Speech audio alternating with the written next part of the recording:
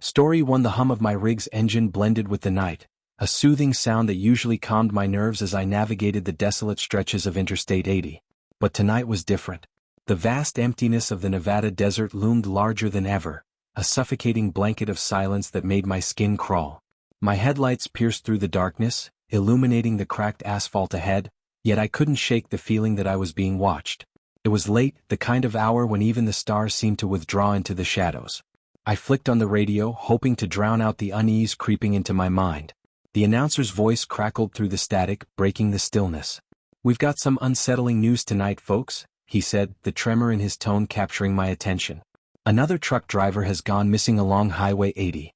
This makes it the 5th disappearance in just over a year." My heart skipped a beat. I'd heard whispers among my fellow truckers about the so-called Highway of Death, tales that made the hairs on the back of my neck stand on end. I'd always brushed them off as exaggerated stories told to scare rookies. But now, with the cold reality of the situation hitting me, I couldn't shake the chill that wrapped around my spine.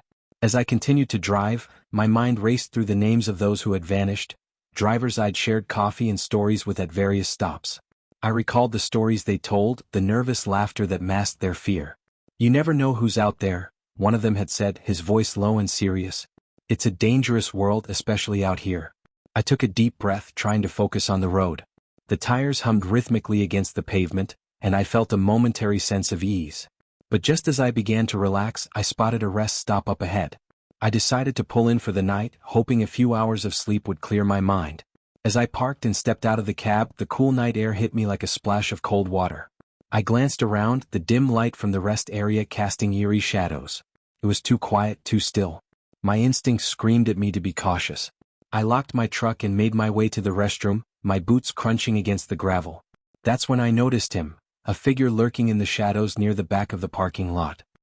He was too far away to make out any details, but the way he stood, almost motionless, sent a jolt of fear through me.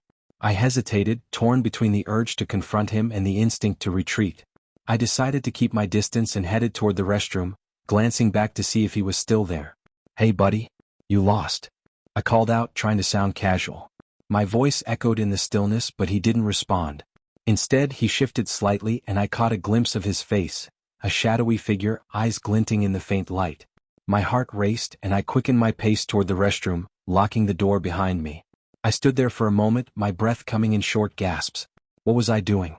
I was a seasoned trucker, not some greenhorn scared of the dark. Yet, the stories flooded my mind, drivers disappearing without a trace, their rigs left abandoned. I shook my head, trying to brush off the fear. After washing my hands, I took a deep breath and stepped outside again. The figure was gone. I scanned the parking lot, my instincts still on high alert. Had I imagined him? As I made my way back to my truck, I couldn't shake the feeling that I wasn't alone.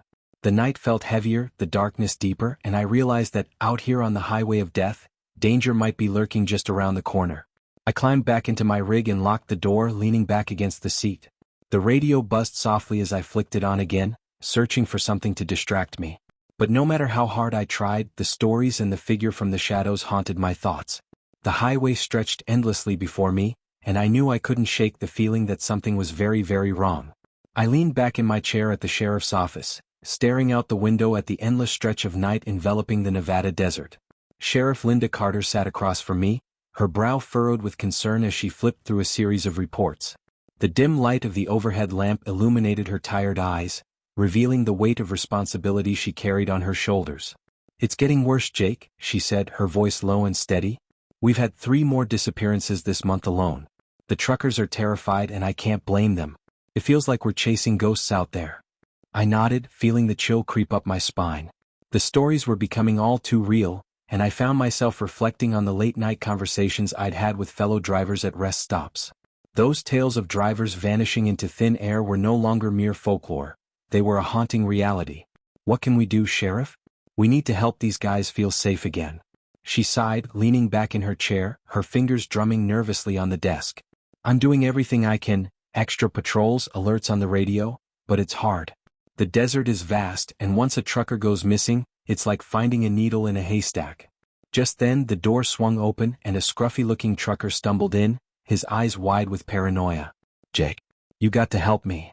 He was Tom, a guy I had met a few times at truck stops. "I had a close call out there." I swear someone was following me. I motioned for him to sit down, my heart racing at the urgency in his voice. What happened, Tom? I was driving through that stretch near Elko last night, he said, his voice trembling. I stopped to take a leak, and when I came back to my rig, I saw a shadowy figure lurking by my truck. I know it sounds crazy, but I could feel it watching me. You sure it wasn't just your imagination? I asked, trying to gauge his state of mind. No, he exclaimed, slamming his fist on the table. I'm not crazy. I've heard the stories too. I know what's been happening to drivers out there. I got in my cab and locked the doors, but I swear I saw someone slip into the shadows. I could feel my heart racing. I just took off, didn't even check if anything was missing. Sheriff Carter exchanged a glance with me, and I knew we were both thinking the same thing. This was no ordinary fear. This was a man who had grazed the edge of something terrifying. Did you report this? She asked, her tone firm. Tom shook his head, his eyes darting around the room. I didn't want to sound paranoid. But after hearing about the others, I realized it's not just in my head. I need to know what's going on. Before I could respond, my phone buzzed in my pocket. I pulled it out and saw a text from an unknown number. Meeting tonight. You're not alone. 10 p.m. at the old diner. My stomach twisted with a mix of curiosity and dread. Who's that from? Tom asked, leaning in closer. Just a message about a meeting, I replied, trying to keep my voice steady. But inside my mind raced. What kind of meeting? Who else would be there? Jake, you've got to go. We need to stick together, Tom urged, his eyes wide. The more drivers we can gather, the better chance we have at figuring this out. I can't be the only one who's scared. I nodded, feeling a surge of determination. All right, I'll go. But you should come with me. If we're going to face whatever's out there, we need to be a united front. As we planned our next move, I glanced out the window and my heart sank. There, lurking just beyond the glow of the street lamp, stood the same shadowy figure I had seen at the rest stop. My pulse quickened. Tom, do you see that? I whispered, pointing out towards the figure. Tom's face paled as he turned to look. What the hell? Who is that? I don't know, but we need to get out of here, I said, adrenaline coursing through me. Let's go to that meeting and we'll figure this out together. With our hearts pounding in sync, we stepped out of the office and into the dark, uncertain night, knowing the road ahead would lead us deeper into the heart of our fears on the highway of death. The air was thick with tension as I stepped into the dimly lit diner, my heart pounding in rhythm with the clattering of plates and the low hum of anxious conversations. A group of truckers had gathered in a secluded corner booth, their faces etched with worry. I spotted Tom already seated, his hands trembling slightly as he fiddled with his coffee cup. I slid into the booth across from him, trying to mask my own unease. Jake, I'm glad you made it, Tom said, his voice barely above a whisper. Did you hear about Mark? He's supposed to be here too. Yeah, I got the text. But something feels off, doesn't it? I leaned in closer, my instincts screaming that we were stepping into a web of danger. I mean, we're all here because we're scared, but how do we know we can trust anyone? Tom nodded, his eyes darting around the diner. I've heard stories, man. Stories about drivers who vanish just like that. One minute they're on the road, the next, gone. It's like the desert swallowed them whole. He took a deep breath, visibly shaken. I had a close call a few weeks back. I was pulling into a rest area, you know, the one near Elko, when I saw someone lurking by my rig. I didn't stick around to find out what he wanted. Damn, Tom. That's chilling. I felt a knot tighten in my stomach. We need to stick together. If this guy is out there, we have to watch each other's backs. Just then, the door swung open and a gust of wind swept through the diner, causing a few napkins to flutter. A man stepped inside, his silhouette barely visible in the dim light. He had an unkempt beard and wild eyes that darted around the room, settling on our table. Mark? I called out, trying to mask my apprehension. He approached us, his demeanor erratic, almost frantic. Sorry I'm late, he said, sliding into the booth beside Tom. I have something important to share. His voice was shaky, and I couldn't shake the feeling that he was on the edge of a breakdown. What do you know? I asked, leaning forward, curiosity mingling with caution. I've been doing some digging, Mark said, glancing over his shoulder as if expecting someone to eavesdrop. There's a pattern to the disappearances. I think I know who's behind it. Tom and I exchanged glances, both intrigued and wary. Go on, I urged, feeling the weight of the moment.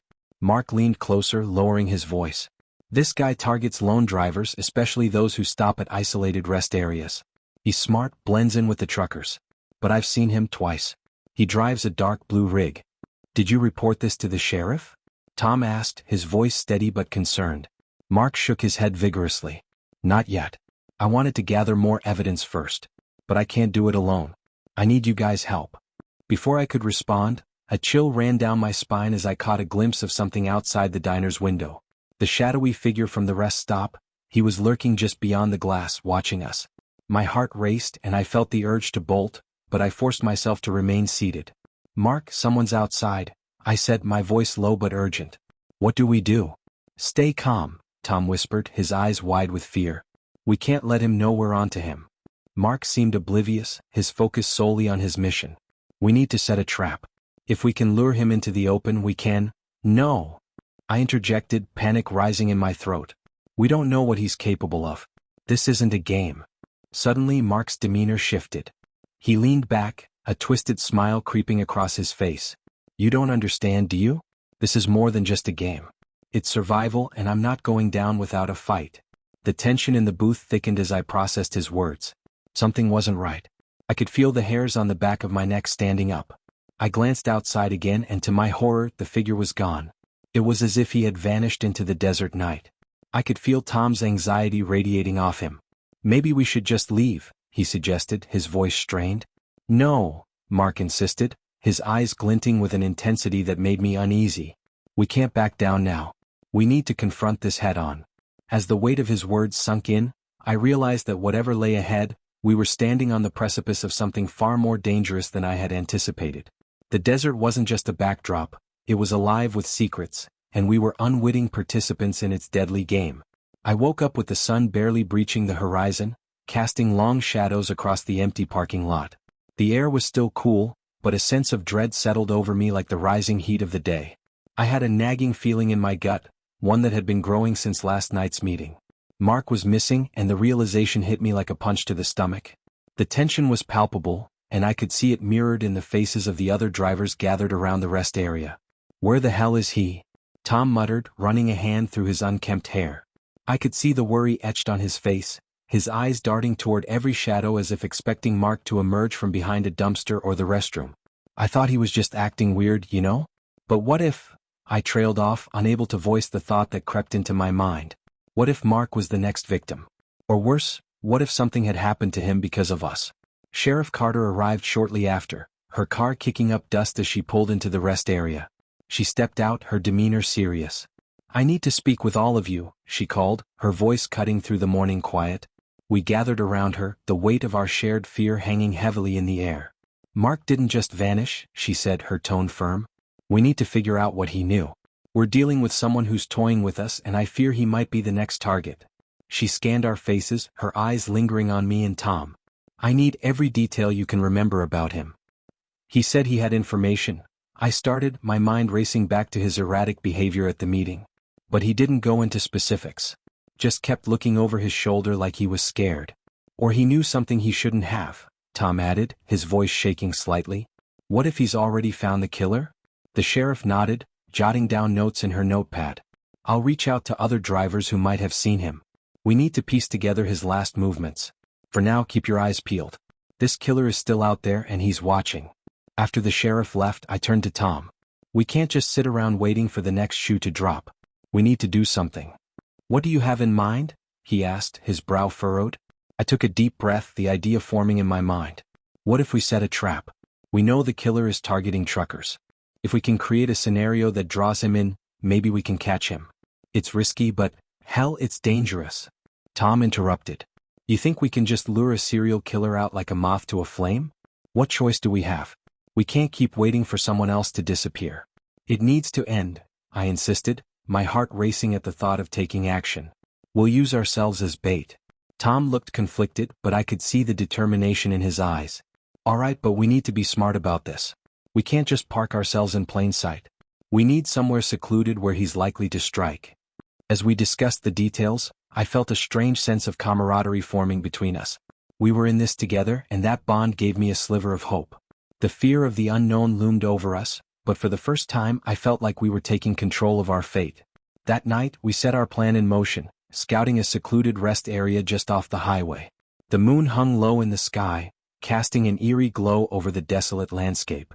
My heart raced with a mix of excitement and dread as we parked our rigs, positioning them just far enough apart to create a clear view of the road. Do you really think he'll come? Tom asked, his voice barely above a whisper. I don't know, I admitted, glancing around at the shadows dancing in the light. But if he does, we'll be ready. We settled into our seats, adrenaline coursing through me as we waited. The minutes stretched into hours, every sound amplified in the stillness of the night. My mind raced with thoughts of Mark and the uncertainty of what lay ahead. I could feel the weight of the desert closing in around us, the fear lingering just beyond the headlights. It was then, deep in the stillness, that I knew this was only the beginning. The desert air was thick with tension as Tom and I settled into our positions at the secluded rest area. The sun had long since dipped below the horizon, leaving nothing but a blanket of stars above us. I could feel my heart pounding in my chest, a wild drumbeat that echoed the adrenaline coursing through my veins. This was it. Tonight was the night we would finally confront the killer who had haunted our nightmares and claimed the lives of our fellow truckers. Jake, are you sure about this? Tom's voice broke through the stillness, laced with a hint of anxiety. I glanced over at him, catching the glint of sweat on his brow under the dim light of my rig's headlights. Yeah, we have to do this, I replied, trying to sound more confident than I felt. We can't let him hurt anyone else. We know the risks, but we have to take a stand. Tom nodded, but I could see the tremor in his hands as he gripped the flashlight. Just remember to stay alert. If he shows up, we need to act fast. The minutes felt like hours as we waited, the silence of the desert wrapping around us like a shroud. I kept replaying our plan in my mind, the steps we'd need to take to lure him into our trap. We had seen the patterns, the way he stalked his victims, and now we were ready to turn the tables. But the fear that gnawed at me was hard to shake off. What if we were wrong? What if we were walking right into his grasp? Suddenly, the low rumble of an engine broke the stillness, and my heart skipped a beat. A truck was approaching, its headlights cutting through the darkness. Tom and I exchanged glances, our breaths shallow. This was it. The truck pulled into the rest area, its tires crunching over the gravel as it came to a halt. I strained to see the driver through the windshield, but the glare of the lights obscured my view. I could feel the tension in the air, thick enough to cut with a knife. Is that him? Tom whispered, his voice barely audible. I don't know. I squinted, trying to make out any familiar features. As the driver stepped out, my stomach twisted. The figure was tall, wearing a dark cap pulled low over his eyes. He moved with an unsettling calmness, almost too casual for a man who had become the personification of fear for so many. Stay behind me, I said, instinctively stepping forward as I approached the truck. We need to confront him. As I got closer, I felt a gnawing sense of recognition. There was something about the way he held himself, the slight twitch of his jaw. Hey, what are you doing here? I shouted, trying to assert control over the situation. The driver paused, lifting his head slightly. Just taking a break, man? What's it to you? His voice was gruff, but I could hear a hint of amusement in it. It sent chills down my spine. Cut the crap. We know what you've been doing. I stepped closer, adrenaline fueling my boldness. You think you can just disappear into the night after what you've done? At that moment, Tom stepped up beside me. We're not afraid of you. You've messed with the wrong truckers. The driver chuckled darkly, and for a second, the world around me fell silent. You think you're the first to try and play hero? You're just a couple of fools lost in the desert. Something about his demeanor sent alarm bells ringing in my head, and I felt a surge of dread. My instincts screamed that this was not just a simple confrontation. It was a deadly game. Before I could react, the driver took a step back, revealing a glint of metal in his hand. A knife. Get back. I shouted, instinctively pushing Tom behind me. But just as we braced ourselves for a fight, Tom stepped forward, a strange look in his eyes. Jake, just stop. You don't know the whole story, he said, his voice low and almost pleading. What are you talking about? I shot back, confusion swirling in my mind. And then it hit me. The way Tom was acting, the fear that had seeped into his voice. My heart dropped as the realization struck me like a lightning bolt. Tom, what do you mean? Before I could process the implications, Tom's expression shifted, a wicked grin spreading across his face. I've been working with him all along. You were just too easy to manipulate. The world around me blurred as I tried to grasp the betrayal that unfolded before me. You can't be serious. Tom stepped closer to the driver, his eyes gleaming with something sinister. This isn't just about you, Jake. It's about survival. And you're out of the game. Panic surged through me as I realized the trap had been sprung, and I was the prey. My instincts kicked in and I turned to run, adrenaline flooding my veins, but the weight of betrayal was heavy on my shoulders. The moon hung low in the sky, casting a ghostly glow over the desolate rest area where I found myself facing Tom. The adrenaline coursed through my veins and I could feel my heart pounding in my ears. "Tom, what the hell is going on?" I demanded, trying to catch my breath. I hadn't expected this betrayal. I had thought we were in this together. Tom's face twisted into a cruel smile, one that sent chills racing down my spine. "You really thought you could outsmart me, Jake? You were just a pawn in my game." His voice dripped with malice and I felt a rush of anger and disbelief. How had I been so blind? The man I had trusted, the one who had shared his fears with me, was the very monster I had been hunting. I took a step back, my instincts screaming at me to run, but he lunged forward, grabbing my shirt and pulling me into him. "You should have stayed in your lane, Jake," he hissed, his breath hot against my face. I could smell the stale coffee and desperation on him. In a split second I realized that I had to fight back. This was my only chance. With a surge of adrenaline, I shoved him away, creating a brief distance between us. "Get away from me, Tom," I shouted, my voice echoing in the stillness of the night. He stumbled but quickly regained his balance, eyes blazing with rage. "You think you can escape? You have no idea how deep this goes." I didn't have time to process his words. Tom lunged at me again and we both fell to the ground, grappling for control. The gravel dug into my skin but I didn't care. I had to get away. I managed to twist my body and push him off me, scrambling to my feet. "Help! Somebody!" I yelled, hoping against hope that someone would hear me. The sound of tires crunching on gravel interrupted the chaos. I glanced up just in time to see headlights approaching. Relief washed over me but it was quickly replaced by panic. "Tom, we need to go," I shouted, but he wasn't listening. He was too focused on me, his face contorting with fury. "Don't you get it, Jake? They won't save you. You're alone out here," he spat, lunging once more. I dodged him, my instincts kicking in as I sprinted toward the incoming truck. I could hear Tom's footsteps pounding behind me, and I pushed myself to run faster, fueled by sheer survival instinct. As I reached the truck, I turned and banged on the door, my heart racing. "Please? You have to help me," I pleaded. The driver, a weary-looking man in a baseball cap, raised an eyebrow, clearly confused. But before he could respond, Tom was upon me again. "Get in! Get in!" I screamed, desperation lacing my voice. The driver's expression shifted from confusion to alarm as he caught sight of Tom charging toward us. Without hesitation, he swung the door open and I dove inside, slamming it shut just as Tom reached for me. "What the hell is going on?" the driver shouted, his eyes wide with shock. "Is that guy trying to hurt you?" I nodded, breathless. "He's not who he seems. He's..." Before I could finish, Tom smashed his fist against the window and I flinched. "Jake, don't do this. You can't trust him," he yelled, but I could see the madness in his eyes. I was shaking, feeling the weight of betrayal and fear crash over me like a tidal wave. "Drive, please," I begged the driver, who hesitated for only a moment before slamming the gas pedal. The truck lurched forward and I watched in horror as Tom stumbled back, his face contorted with rage and disbelief. As we sped away, I turned back to see Tom standing there, a figure consumed by darkness, the highway stretching out behind him. "What just happened?" the driver asked, glancing at me. I struggled to find the words, the reality of the situation crashing down around me. "I thought I knew him," I murmured, my voice barely above a whisper.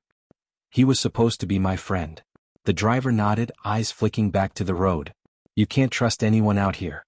Not anymore." I could feel the weight of those words settle over me. The nightmare wasn't over, it had only just begun. In the distance, lights flashed and I squinted, realizing with a shiver that they belonged to police cars. But as relief washed over me, a sudden thought struck. If Tom was the one pulling the strings, who was the real killer? And was he the only one I needed to fear? The questions hung heavy in the air, echoing my own unsettled thoughts.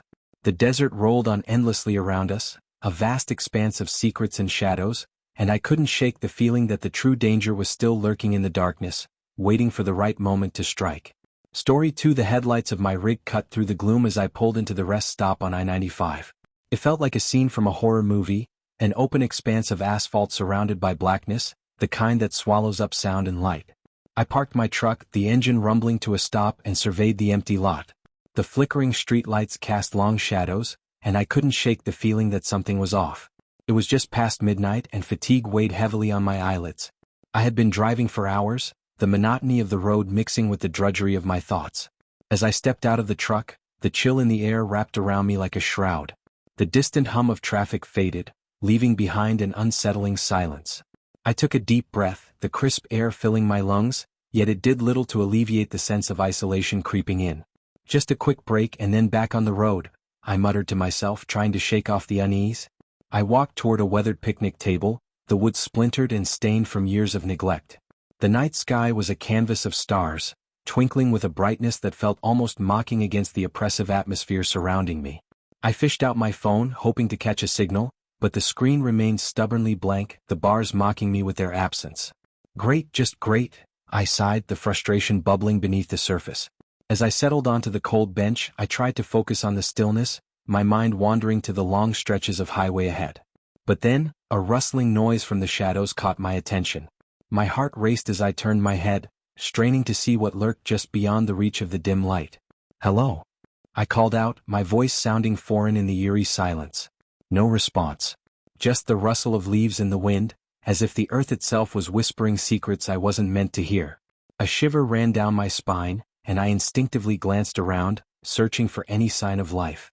The rest stop felt as if it were holding its breath, and I felt an overwhelming urge to climb back into the safety of my truck. "Come on, Mike, it's just your imagination," I chastised myself. But the rustling persisted, and with it came an unsettling sense of dread that settled heavily in my gut. I stood up, the wood creaking under my weight, and moved cautiously toward the source of the sound. "Is someone there?" I called again, my voice steadier this time, but doubt lingered in my mind. The shadows danced around me, and for a moment, I thought I saw a figure dart between the trees. My pulse quickened. "This isn't funny," I shouted, trying to mask my fear with bravado. "You better show yourself." Silence answered me, but the rustling continued, more pronounced now, like the approach of something lurking just out of sight. I took a step back, my instincts screaming at me to retreat, but my curiosity held me captive. I squinted into the darkness, my heart pounding in rhythm with the growing tension. Then suddenly I heard it, a low guttural sound followed by a sharp intake of breath. It was close. Too close. My instincts kicked into overdrive and I turned on my heel, racing back toward my truck, the weight of dread bearing down on me like a thick fog. "Get in, Mike, just get in," I urged myself, fumbling with the door handle as the rustling grew louder behind me, each noise echoing like a warning bell. Just as I slid into the cab and locked the door, a shadow flickered at the edge of my peripheral vision. I held my breath, peering through the window, my heart a drum in my chest. The night had turned from serene to sinister, and I wished I had never stopped at this desolate rest stop. I gripped the steering wheel, anxiety coiling tightly in my stomach, waiting for whatever came next to reveal itself in the darkness. The darkness of the night wrapped around me like a heavy blanket, and I was jolted from my restless slumber by the unmistakable sound of footsteps crunching on gravel. My heart raced as I squinted through the small window of my truck, the moonlight illuminating the barren rest stop in eerie shades of silver and shadow. I could see figures moving outside, their silhouettes shifting against the harsh lights of the parking lot. I strained my ears, hoping to catch a glimpse of their conversation, but the pounding of my heart drowned everything else out. "Damn it," I muttered under my breath, my voice barely audible in the oppressive silence. I hesitated, debating whether to make a run for it or stay hidden in my truck. The rest stop felt like a trap, one that was slowly closing in on me. I took a deep breath, the stale air filling my lungs as I leaned closer to the window, trying to decipher the intentions of the intruders. "Keep watch," one of the figures said, his voice low and menacing, sending chills down my spine. "We don't want any surprises." I couldn't see their faces, but the way they moved, confident, almost predatory, made my stomach churn. My instincts screamed at me to stay put, but fear had a way of making a man feel powerless. I glanced at the door handle, my mind racing with possibilities. If I opened it, would they see me? Would it be better to confront them now or wait for an opening? Suddenly, a loud thud against my truck jolted me. "Get out! Hands up!" They shouted in unison, their voices dripping with a mixture of authority and menace that made my blood run cold. I could hear the clinking of metal, and the realization hit me like a freight train. I was about to be robbed. "Please? I have nothing of value," I called out, desperation creeping into my voice. "Just let me go." "Shut up and get out," one of them barked, his tone leaving no room for negotiation. The rustle of clothing and the shuffle of boots grew closer, and panic surged through my veins. I had to act fast. Before I could fully process what I was doing, I swung the door open, hands raised as I stepped into the night. The air was thick with tension, and the dim light cast long shadows that danced around us. I'm just a truck driver. I don't carry anything worth your trouble. I pleaded, trying to buy myself some time. But when I caught a glimpse of their masks, I knew it was futile. Not our problem, old man, another figure sneered, stepping forward.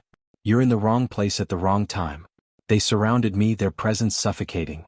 Adrenaline pumped through my body, and my mind raced as I scanned for any escape route.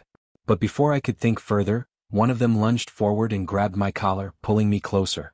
Let's teach him a lesson, he snarled, and in an instant the world around me spiraled into chaos. A fist connected with my stomach and I doubled over, gasping for breath. Why are you doing this? I croaked, trying to shield my face as another blow landed, this time to my jaw. Pain exploded within me and I stumbled back, feeling the hard ground against my back. Because we can, the first assailant spat, his breath hot with malice. They took turns and every strike felt like it was tearing away a piece of me. I was losing control, my vision blurring as I tried to crawl away from the onslaught. Stop. Please. I gasped, but my pleas only seemed to fuel their rage. They laughed, a cruel sound that echoed in the stillness of the night. I felt a sharp kick to my ribs and I crumpled to the ground, gasping for air, my body protesting against the pain. As the darkness threatened to swallow me whole, I realized this was no ordinary robbery. It was a brutal message, a reminder of the dangers lurking in the shadows of the road, waiting to ensnare the unwary. And as I lay there, the cold ground beneath me, I knew that I was just another victim in a world filled with horrors. The world around me faded into a hazy blur as I lay in the ditch, the cold earth soaked with my blood. Each heartbeat felt like a thunderous drum echoing in my ears, mixing with the distant sounds of I-95. My thoughts swirled, punctuated by flashes of pain that shot through my body with every shallow breath I took. I tried to move, to pull myself up, but my limbs felt heavy like they were encased in concrete. Damn it, Mike, I muttered to myself, get it together? I could hear the faint rumble of trucks passing by overhead, a cruel reminder of the life I once had. My cargo was gone, stolen by those masked devils, and with it, my sense of security. As I lay there, I thought about the countless miles I had driven, the late-night diners, the small talk with fellow truckers, and the freedom of the open road that had always been my solace. But now that road felt like a trap, a winding pathway leading me into darkness. Suddenly, a sound cut through my despair, a vehicle approaching. I strained my neck, trying to peer through the tall grass. A glimmer of hope ignited within me. Maybe it was another trucker, someone who could help. I wanted to scream, to wave my arms, but the effort felt insurmountable. Instead, I focused on just staying conscious, my eyelids heavy, threatening to close for good. Hey, you all right? A voice called out, breaking the silence like a shot in the night. I recognized it, another truck driver. I blinked, trying to clear my vision, and saw a figure climb down from the cab of a large rig. He rushed toward me, his face a mask of concern. Stay with me, buddy. I'm calling for help. Please, I croaked, my voice barely a whisper. They took everything. I got you, man. Just hold on. The driver fumbled for his phone, his hands shaking as he dialed. Come on, pick up, he muttered, glancing back at me. What happened? Gang, they jumped me, back at the rest stop, I managed to say, feeling the darkness creep closer. Stay with me, Mike. Help is on the way. I closed my eyes for a moment, willing myself to stay conscious. It was a battle I felt I might lose. The warmth of my blood pooled beneath me and the cold air stung my wounds. Mike, look at me, the driver urged, his voice sharp with urgency. I forced my eyes open, finding his worried gaze. You're going to be okay. Just keep talking to me. I can't see, I muttered, my vision blurring again. Focus on my voice, man. Just hang in there. The sound of sirens wailing in the distance pierced through the fog in my mind. Relief washed over me, but it was quickly overshadowed by a wave of fatigue. I felt myself slipping, the edges of my consciousness fraying. Mike, stay awake, please. I wanted to respond, to reassure him, but my body was betraying me. The sirens grew closer, and I could hear the roar of engines, the bustle of activity as paramedics arrived. Strong hands lifted me, and I felt the jarring motion as they carried me towards safety. Don't let me go, I whispered, my voice barely more than a breath. Never, the driver promised, holding my gaze as they loaded me into the ambulance. As they worked around me, voices blurred together, words I couldn't quite grasp. My mind floated in and out, and I fought against the encroaching darkness. I was desperate to tell them everything, the faces of my attackers, the fear that gripped me, the cargo they had stolen, but the words slipped away like grains of sand through my fingers. Stay with us, Mike. The paramedic's voice cut through the haze. Can you tell me what happened? I was at the rest stop, they came out of nowhere. My voice faltered and the world around me began to fade once more. My. I felt the jolt of the ambulance as it sped down the highway, the sirens wailing a mournful tune that echoed my own despair. I fought against the darkness, clinging to the hope that I would wake up again, that I would see the sun rise over the highway and this nightmare would finally end. But as my vision blurred and the edges of consciousness slipped away, I couldn't shake the feeling that this was only the beginning of something far more sinister. I awoke to the sterile smell of antiseptic and the quiet beeping of machines that felt foreign to me. My body was heavy, weighed down by pain, and as I blinked against the harsh fluorescent lights above, the memories of the night before rushed back, flooding my mind with a mixture of fear and fury. I was in a hospital bed, bandages wrapped around my ribs and arms. The bruises painted my skin like a grotesque work of art, each shade a reminder of the gang's brutality. But beneath the ache, there was a fire igniting in my spirit, a determination that had been rekindled. Mike. A soft voice broke through my thoughts. I turned my head to see a nurse standing at the foot of my bed, concern etched across her face. You're awake. How are you feeling? Like I've been hit by a truck, I replied, managing a weak grin. I attempted to sit up, but a sharp pain shot through my side, causing me to wince. What happened to me? You were found unconscious in a ditch. You had some serious injuries, but you're stable now. She adjusted the foredrip, her eyes still scanning me for signs of distress. The police have been asking about the incident. Do you remember anything? The memories flooded back, dark figures, harsh voices, pain. I swallowed hard, trying to piece together the fragments in my mind. Yeah, I said slowly, I remember. A group of masked men. They attacked me, took my cargo. Okay, just take it easy, she urged, her voice soothing. The police are here to help. They'll want to talk to you when you're ready. I nodded, though my heart raced at the thought of facing them. What could I tell them? I felt so helpless, lying here while they roamed free, likely planning their next attack. I wanted justice, but I was trapped in this bed, my body a prisoner. Hours passed and the sun dipped lower in the sky, casting an orange glow through the window. The police finally arrived, 2 officers entering my room with a mix of professionalism and empathy. I recognized their faces from the news reports, the stories of truckers being targeted along I-95. Mr. Thompson, thank you for speaking with us, one of the officers said, a tall man with graying hair and a weary expression. I know this is difficult, but we need as much information as you can give us. I took a deep breath, gathering my thoughts. They were violent. There were 4 or 5 of them. They came out of nowhere, demanded I get out of the truck. I paused, my throat tightening as I remembered the fear that gripped me. I tried to tell them I had nothing of value, but they didn't listen. The officers exchanged glances, jotting down notes. This isn't an isolated incident, the other officer chimed in, a younger woman with sharp eyes. We've had reports from other truckers about similar attacks. It seems there's a gang operating along this highway, targeting freight haulers. We're trying to connect the dots. My heart sank. It was a pattern, a plague on the roads I had traveled for years. What are you doing to stop them? I asked, desperation creeping into my voice. We're increasing patrols and working with other departments along the route, the older officer explained. But we need your help, Mr. Thompson. If you remember any specific details, anything at all, it could make a difference. I nodded, but deep down I felt a sense of hopelessness. I was just another victim in a long line of tragedies, and I didn't know how to fight back. The officers continued to ask questions, but my mind drifted as I watched the sunlight fade, the shadows creeping into the corners of the room. I felt trapped, not only by my injuries but by the thought of those criminals still out there. Days passed and I lay in that hospital bed feeling more like a ghost than a man. As I stared at the dull ceiling, I overheard the officers speaking in the hallway, their voices low but urgent. We need to catch these guys before they strike again. Truckers are afraid to stop, and it's only a matter of time before someone gets seriously hurt or worse. My ears perked up at the mention of other truckers. I couldn't let this continue. I needed to do something. The helplessness began to morph into a fierce resolve. I was a truck driver, I knew the roads, the patterns. I could gather intel from others who had faced the same terror. As the sun set on another day, I made a decision. I would not be a passive victim. If the police couldn't catch them, then I would. I would find those criminals and make them pay for what they did to me and the others like me. The fire in my spirit grew stronger, and I resolved to take back my life no matter the cost. As the sun dipped below the horizon, casting long shadows across the empty parking lot of the rest stop, I felt a surge of adrenaline coursing through my veins. The fear and pain from my previous encounter had ignited a fire in me, one that demanded action. I was done being a victim, it was time to take matters into my own hands. I parked my truck in a secluded corner, the engine quieting to a low hum as I took a deep breath, preparing to face the demons that had haunted me since that night.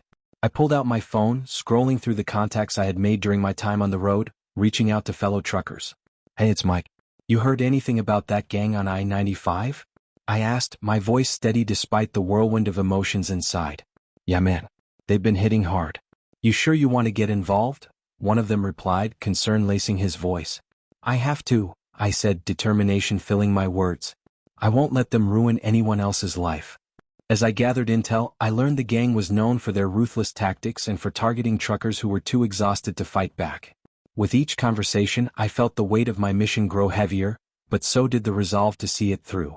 I began to devise a plan to lure them back to the rest stop, a place that had turned into a haunted memory for me. I decided to create a bait cargo load that looked enticing enough to attract them, something they couldn't resist. It was risky, but desperation had a way of pushing boundaries. I got to work gathering supplies, a hidden camera to capture everything, and some old shipping pallets to create the illusion of a valuable load on my trailer. As night fell, I parked my truck in the same spot where it had all begun, my heart racing with each passing moment. The shadows grew darker, wrapping around me like a cloak as I settled into my hiding spot behind a row of bushes. I could hear the distant hum of the highway, a reminder of how close I was to the chaos I was inviting into my life. Minutes felt like hours, and just when I thought the night would remain uneventful, I heard the unmistakable sound of footsteps crunching on gravel. My breath caught in my throat and I strained my ears to listen. There they were, the gang, moving like predators stalking their prey. I could see their figures emerge from the darkness, the glint of something metallic catching the moonlight as they approached my truck. "Looks like we hit the jackpot tonight," one of them said, a low, sinister chuckle escaping his lips. "Yeah, let's grab it and get out of here before anyone notices," another replied, the eagerness in his voice sending a chill down my spine. I clenched my fists, my heart pounding in my chest. This was it. I had to act, but I needed to keep my cool. As they moved closer, I steadied my breath, reminding myself of my purpose. "Hey!" I shouted, stepping out from my hiding spot. The moon illuminated my face, and I could see their surprised expressions turn to anger. "What the hell do you think you're doing? Look who it is. The brave trucker," one of them sneered. "You think you can stop us?" "I'm not here to stop you," I replied, my voice steady despite the fear coursing through me. "I'm here to make sure you pay for what you did." The tension in the air was palpable, and as they closed in, I reached for the hidden camera, ready to document their faces, their crimes. I had no idea what would happen next, but I was prepared to fight for my life and for the lives of others who had fallen victim to their brutality. As the gang began to surround me, I felt a surge of courage. I wasn't going down without a fight. I would make them regret ever crossing my path, and as they advanced, I was ready to unleash the fury that had been building inside me. The darkness of that night had brought me to this moment, and I would not let it consume me. As I crouched behind the rusted vending machine, my heart thumped in my chest like a drum, each beat echoing my resolve to reclaim my life from the hands of the monsters that had nearly extinguished it. The shadows danced across the cracked pavement of the rest stop, illuminated only by the flickering light of a nearby lamppost. I could hear the unmistakable sound of tires crunching on gravel, followed by laughter, rough and taunting. They were here. Peering through the narrow gap between the vending machine and the wall, I watched as the gang rolled in, their silhouettes stark against the night. They swaggered with a confidence that made my skin crawl, as if they owned the darkness itself. "Let's make this quick," one of them said, his voice dripping with a casual menace. "We've got a truck to unload." I swallowed hard, gripping the handle of the knife I had stashed in my boot. This was it. I had to time my move perfectly. As they gathered around the trailer, I could see their faces illuminated by the glow of a phone screen, their attention momentarily diverted. I took a deep breath, letting the air fill my lungs, steeling myself for what was to come. Just as the tallest one reached for the trailer door, I sprang from my hiding place. "Hey!" I shouted, my voice booming in the stillness of the night. The gang spun around, surprise flashing across their faces like lightning. "You picked the wrong truck to mess with."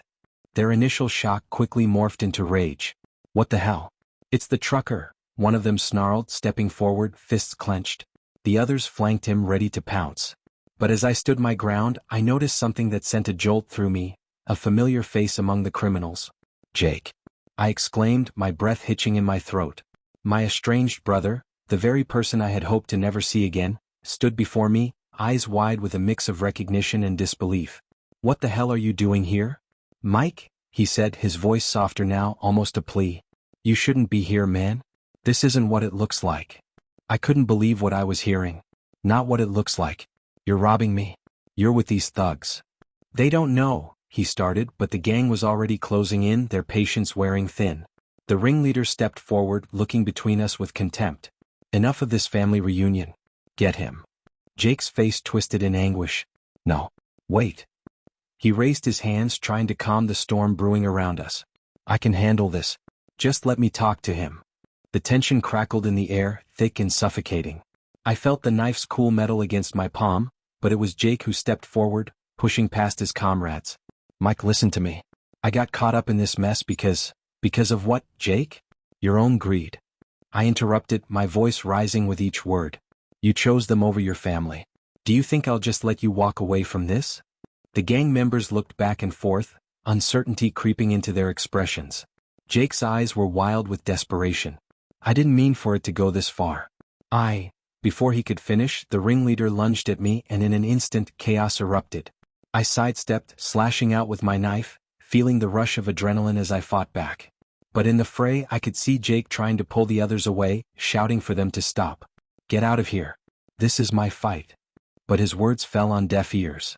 The gang was enraged, and the violence escalated. I ducked and weaved, dodging blows, but I could see Jake fighting against the tide, trying to save me, trying to save himself from this life. Then, in a tragic turn, a struggle ensued between Jake and the ringleader. I watched in horror as they grappled, and in a split-second moment of vulnerability, Jake was knocked to the ground. The ringleader's weapon glinted under the dim light as it came down, and I screamed as the world slowed. "Jake." But it was too late. The sound of the impact shattered my soul, and I rushed to his side, cradling his head in my lap, feeling his warm blood seep through my fingers. "What have you done?" I choked out, tears streaming down my face.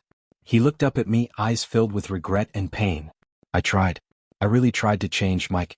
I didn't want it to end like this." As the sirens wailed in the distance, I realized that in my quest for vengeance, I had lost the one person I had hoped to save. The darkness that had consumed him had now engulfed me, leaving nothing but a hollow ache where my heart once was. No one ever gets what they truly want. Story 3. The neon sign flickered above the diner, casting an eerie glow on the cracked pavement of Route 66. I pulled my truck into the parking lot, the gravel crunching under the tires as I parked near a group of riggers gathered outside. The air was thick with the smell of fried food and stale coffee, and inside, the dim light revealed a handful of weary faces hunched over plates of greasy bacon and eggs. It was one of those nights where the stories flowed as freely as the coffee.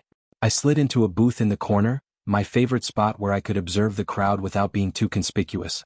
The jukebox in the corner played an old Johnny Cash tune, a fitting soundtrack for the tales that were about to unfold.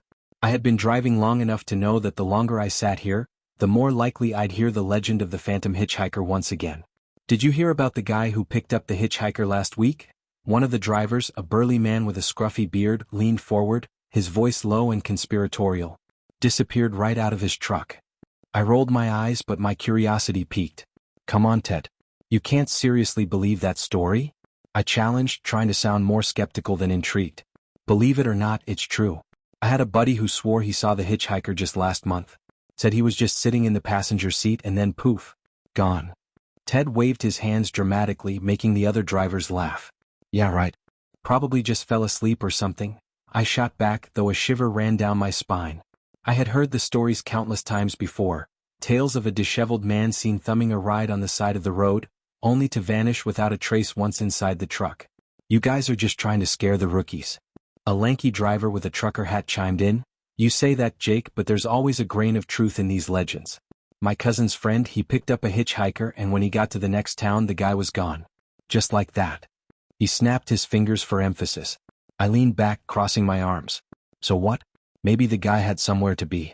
You can't just assume he vanished into thin air." But despite my bravado, the stories left a lingering unease in my gut. As the night wore on, the conversations drifted from ghostly hitchhikers to road trip anecdotes, but the phantom story lingered in the air like a bad odor. I could feel the weight of the legends pressing down on me, and I found myself glancing out the window more often than I'd like to admit. After a couple of cups of coffee and a plate of fries, I decided it was time to hit the road again. The clock on the wall ticked past midnight, and I could feel the fatigue creeping in, but I knew I had miles to cover before dawn. I slid out of the booth and made my way to the door, the bell jingling softly as I stepped outside. The cool night air hit me like a slap, and I took a moment to breathe it in, trying to shake off the unsettling tales that had danced in my mind.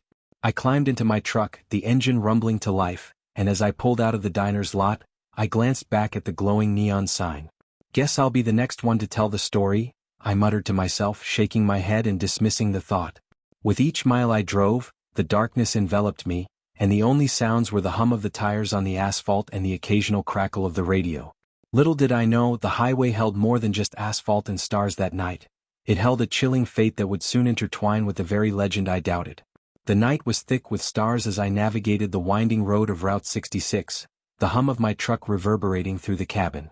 The stories I had heard earlier that evening at the diner still clung to my mind like a stubborn fog. Tales of a phantom hitchhiker, a ghostly figure that appeared out of nowhere and vanished just as quickly.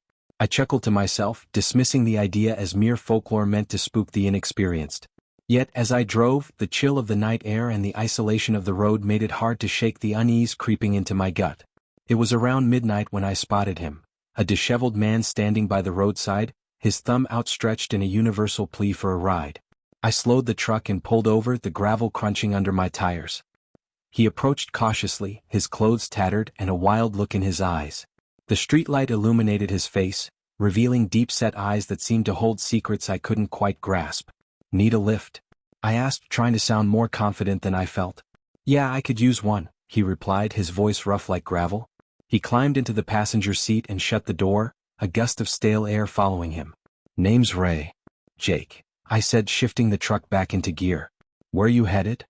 "Just down the road a piece," he muttered, staring out into the darkness as if the answers lay in the shadows beyond the windshield.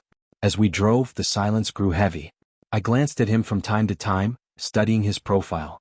There was something unsettling about him, an aura that made my skin crawl.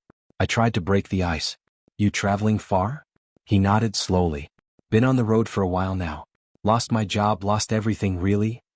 His voice trembled slightly and I could sense the weight of his words. "Life can be tough, I suppose," I said, trying to sound sympathetic.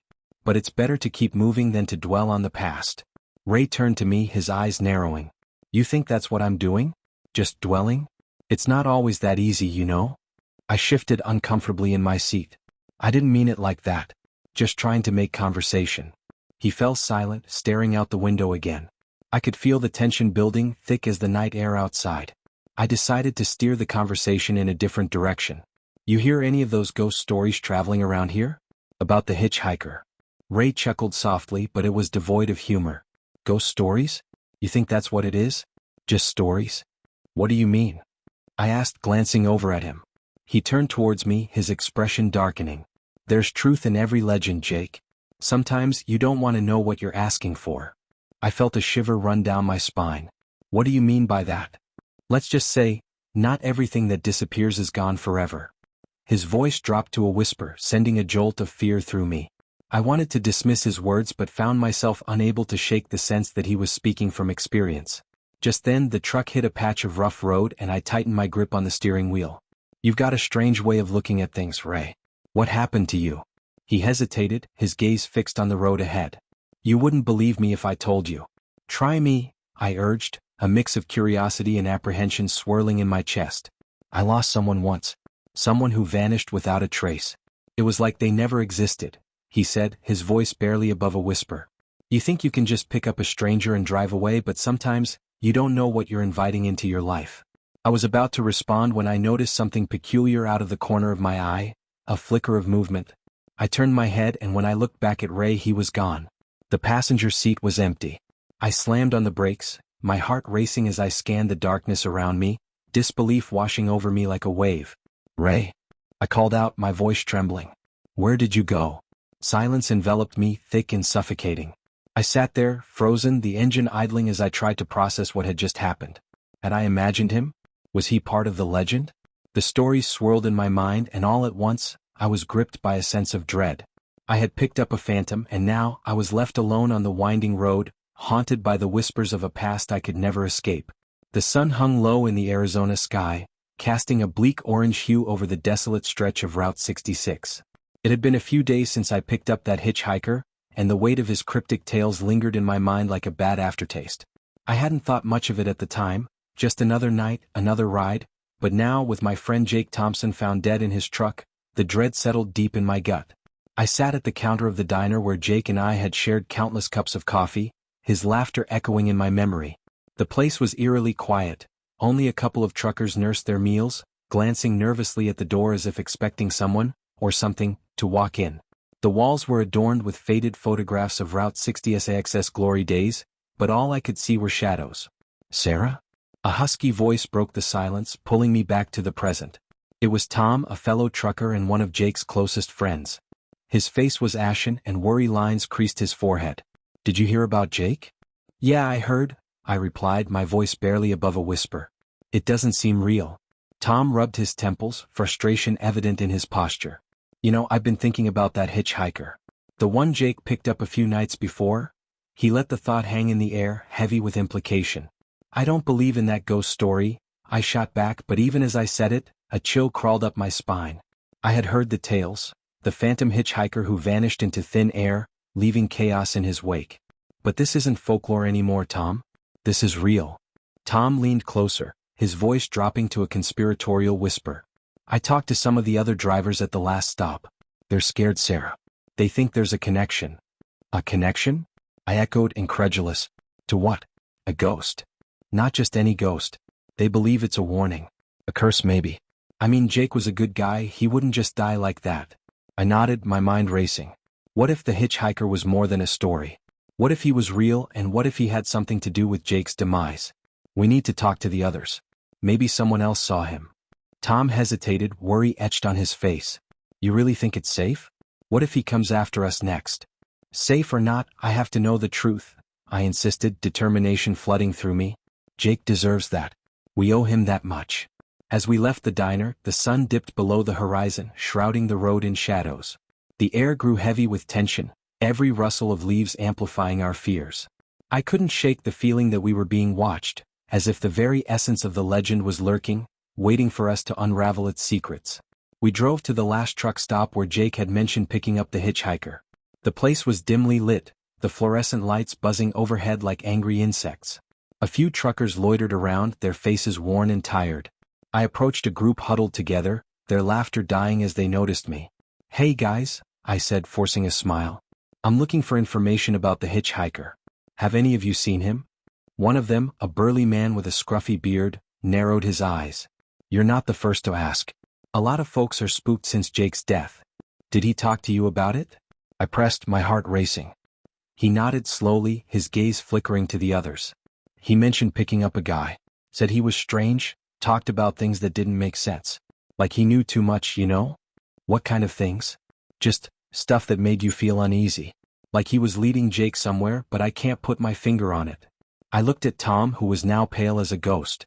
"We need to find out who this guy is," I said, gripping the edge of the table. "Before it's too late."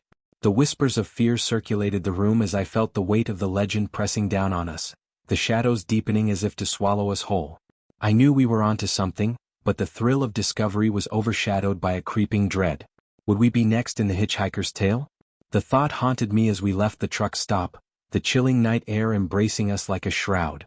The dim light of the old library flickered as I pored over dusty records and faded photographs, my heart racing with each page I turned. I was determined to uncover the truth behind the phantom hitchhiker and Jake's tragic death. The air was thick with the scent of aged paper and a lingering sense of foreboding that seemed to seep from the walls. I leaned in closer to a box filled with newspaper clippings, my fingers trembling slightly as I rummaged through them.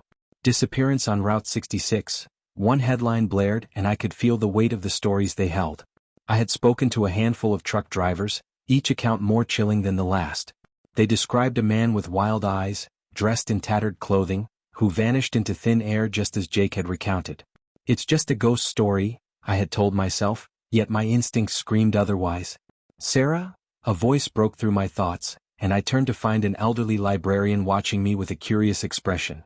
You're delving deep into something, aren't you? Yes, I replied, my voice steady despite the unease creeping along my spine. I'm investigating the hitchhiker that's been haunting Route 66. There's something more to it, and I think it's connected to a recent death. Ah, the truck driver, she said, her gaze becoming distant. You know, many have seen him. They say he appears when the night is darkest. Do you have any records from the 1950s? I asked, pushing back the shiver that ran through me. I feel like there's a connection there. She nodded slowly, her fingers brushing through her silver hair. I might have something. Follow me. As we walked deeper into the library, I could feel the weight of history around me. The walls were lined with old books, some so ancient they seemed to hold secrets of their own. The librarian led me to a small archive room, filled with boxes of photographs and files. Here, she said, lifting a box onto the table. I haven't looked through these in years. With her help, we sorted through the contents, my breath catching as I unwrapped a photo from the 1950s. The man in the image had a haunting familiarity. He wore the same disheveled clothes described by the truck drivers, his wild hair framing a face that looked eerily similar to someone I'd known from my family's past. This can't be, I whispered, a cold sweat breaking out on my forehead. Do you recognize him? The librarian asked, peering over my shoulder. Yes, I think I do. My voice trembled as I spoke. He looks like my uncle, but he disappeared decades ago. They said he was killed in an accident. Some accidents leave more than just bodies, dear, the librarian said, her tone grave. Sometimes they leave ghosts. I felt the room close in on me, the weight of the photograph growing heavier in my hand. I wanted to dismiss it as a coincidence, but the pieces of the puzzle were coming together in a way I hadn't anticipated. Each story I'd heard, every chilling account, seemed to echo back to this photograph. There has to be more information about him, I murmured, almost to myself. The librarian nodded, her eyes glistening with sympathy. You'll find what you seek, but be careful, Sarah. Some truths come with a price. Why do you say that? I asked, the hairs on my neck standing on end. Because sometimes digging too deep can awaken what's better left asleep. Her words echoed in my mind as I left the library, the photograph clutched tightly in my hand. With each step, the shadow of the hitchhiker loomed larger, and I felt the chilling grip of a past I had never known. I had to confront this mystery not just for Jake, but for the truth that seemed to elude me at every turn. That night, as I sat in my small apartment, the photograph spread out before me, the weight of my discoveries pressed heavy on my chest. What happened to you, Uncle? I whispered into the silence, my heart pounding as I felt the shadows of the past creeping closer. I wasn't just uncovering the story of a ghost, I was peeling back layers of my own family's history, unraveling threads that had long been hidden. Little did I know, the deeper I dug, the darker the truth would become. The chill in the air wrapped around me like a shroud as I drove down the winding roads of Route 66, my mind racing with the tales I had unearthed. The abandoned motel loomed ahead, its broken windows and peeling paint whispering stories of forgotten lives. I parked the car, my heart pounding with a mix of fear and determination. The moonlight cast eerie shadows across the cracked pavement, and I could almost hear the echoes of those who had come before me, drawn to this place by the same dark curiosity. As I stepped out, the gravel crunched beneath my boots, a sound that felt too loud in the stillness. I took a deep breath, steeling myself for what lay ahead. The door creaked open with a reluctant groan, revealing a dimly lit foyer that smelled of mildew and despair. I flicked on my flashlight, the beam cutting through the darkness, illuminating the remnants of a life once lived. Dust motes danced in the air, swirling like the lost souls I felt surrounded me. Moving cautiously, I traversed the hallway, the floorboards creaking underfoot. I was looking for something, anything, that could connect the dots between the hitchhiker and the string of disappearances. My heart raced as I entered one of the rooms, the door swinging open to reveal a dilapidated space cluttered with old furniture, abandoned like the souls that had once inhabited it. I shone my flashlight around, searching for clues. Then something caught my eye, a glimmer of metal nestled beneath a broken bed frame. I knelt down, brushing away the dust to reveal a silver belt buckle, engraved with the initials JT. My breath hitched in my throat. Jake Thompson. I couldn't believe it. This was his. The realization sent a shiver down my spine. My instincts screamed at me to leave, but I had to push forward. I continued to scour the room, uncovering more remnants. A frayed photograph of a smiling family, a blood-stained shirt that chilled me to the bone, and a tattered journal filled with frantic scrawls. Each page spoke of paranoia, fear, and a desperate search for truth. My hands trembled as I flipped through the entries, piecing together the horrors that had unfolded within these walls. The last entry sent a jolt through me. I saw him again tonight. He knows. Suddenly the atmosphere shifted. A heavy silence enveloped me, and I felt the hairs on the back of my neck stand on end. I wasn't alone. I turned slowly, flashlight beam sweeping across the room, and there he was. The hitchhiker. His presence was suffocating, a dark shadow against the light. His eyes glimmered with a mix of malice and something more, recognition. "You shouldn't have come here," he said, his voice low and gravelly, sending chills racing down my spine. I swallowed hard, locking eyes with him. "What do you want? Why are you doing this?" He stepped closer, and I could see the details of his face, worn and weathered as if he had walked through time itself. "You think you're the first to investigate? You think you're special?" He laughed, a dark, hollow sound. "You're just another curious soul just like the others. They all come here seeking answers and they never leave." I took a step back, feeling the weight of his words. "What happened to Jake? What did you do to him?" A flicker of something like regret crossed his features. "He was too curious for his own good. He learned too much and now he's part of the story." His gaze pierced through me. "But you, Sarah, you're different." My heart raced as he stepped closer, the air between us thick with tension. "You know my name?" "I know everything," he replied, his voice dropping to a whisper. "You're tied to this place, to our family. You just don't see it yet." Panic surged within me. "What are you talking about?" I demanded, my voice shaking despite my efforts to sound brave. He smiled, but it did not reach his eyes. "You'll find out soon enough. Just like Jake did."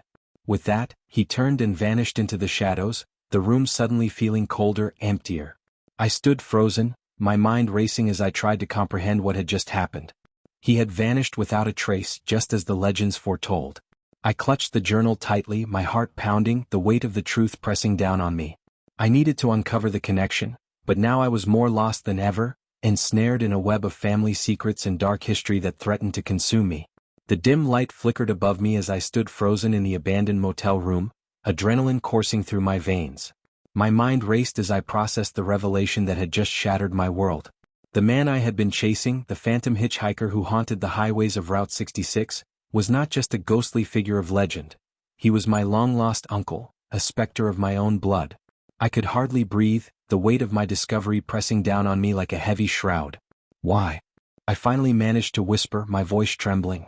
The room felt heavy with the remnants of his presence, and I could almost hear the echo of the past reverberating against the peeling walls. He stepped closer, eyes glinting with a mixture of sorrow and malice. "Family ties run deep, Sarah," he said, his voice barely above a whisper yet laced with an eerie calmness. "You have no idea what betrayal feels like until it's your own blood that turns against you." I wanted to recoil, to run, but my feet felt glued to the floor. "You've killed people. You've hurt so many. Why would you do this?" I gestured wildly to the evidence of his crimes scattered around the room, fragments of lives he had taken. "Because they all deserved it," he replied, a chilling smile creeping across his face. "Every one of them had a hand in the betrayal that took my life away from me. I was left for dead, Sarah. Forgotten by the very family who should have loved me." His words echoed in my head, a twisted justification for the horrors he had inflicted. I felt a surge of anger. "That doesn't give you the right to murder. You could have sought help, you could have come back." He laughed, a sharp, bitter sound that sent shivers down my spine. "Help? You think anyone would have listened to a ghost? I've been living in the shadows for decades, waiting for the right moment to make them pay. And now you're part of this." "What do you mean?" My heart raced as I took a step back, realizing the depth of his madness. "You're the key, Sarah. You've been digging into the past, uncovering the truths I've hidden for so long. Your curiosity has brought you here, and now you have a choice." He leaned in closer, and I caught a whiff of something rotten, a reminder of the decay that surrounded us. "Join me, help me finish what I started, or walk away and let it all die with me." His eyes bore into mine, and in that moment, I could see the desperation behind his insanity.